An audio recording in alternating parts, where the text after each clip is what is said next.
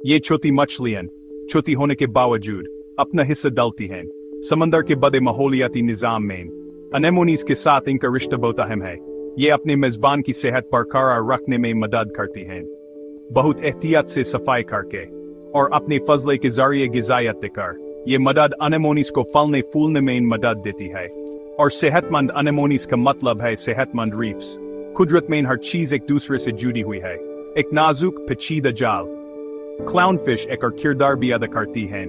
ये गिज़ा का जरिया बनती हैं रीफ के कुछ शिकारियों के लिए, अगरचे उनका अनेमोनी अच्छी पनाह देता है।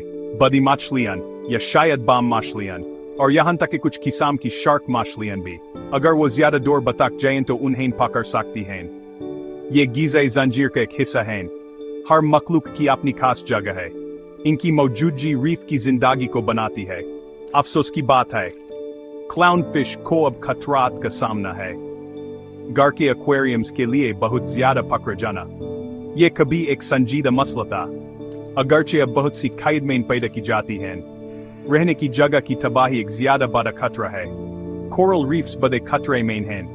दुनिया के गर्म होते मौसम की वजह से समंदर के बढ़ते दर्जा हरारत से उनका रंग उठ जाता है, जिसे ब्लीचिंग कहते हैं। आलूदगी भी इन नाजुक घरों को नुकसान पहुंचाती है। इससे अनेमोनीज पर असर पड़ता है, फिर क्लाउनफिश पर। हिफाजत की कोशिशें वाकई बहुत जरूरी हैं।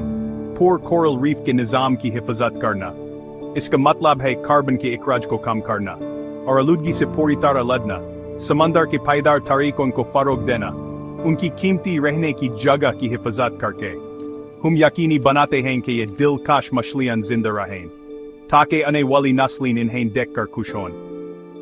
इनके चमकीले रंग हमें हमेशा याद दिलाते हैं समंदर की नाजुक हैरत अंगेज खूबसूरती की।